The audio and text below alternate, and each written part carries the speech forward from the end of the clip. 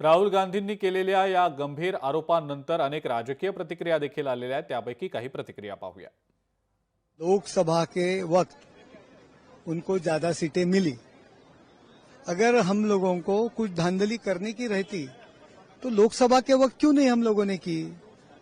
हमारे लिए लोकसभा इम्पोर्टेंट थी, लेकिन अभी हार हो गई है उनकी, इसीलिए इसी तरह के आरोप हम पे लगा रहे हैं। वो बचपना हरकतें हैं, बचपना जैसे आरोप कर रहे हैं, उस पर क्या ध्यान देने का। एवढंच राहुल गांधी आणि त्यांच्या टीमला वाटत असेल तर पहिल्यांदा त्यांनी निवडून आलेल्या त्यांच्या आमदारांचं आणि महाविकास आघाडीच्या आमदारांनी पहिला राजीनामा द्यावा। आहे हिम्मत या विधानसभा निवडणुकीत मतदार यादीवर आक्षेप घेताय ना, निवडणूक आयोगावर आक्षेप घेताय ना, मतदानातल्या वाढल्या संख्येवर ऑब्जेक्शन घेताय ना।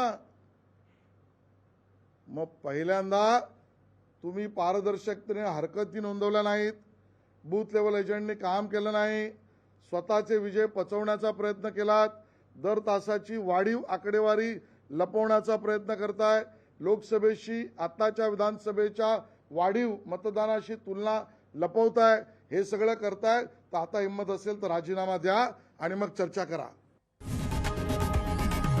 लोकशाही मराठी ऐका, पहा, जागरूक रहा।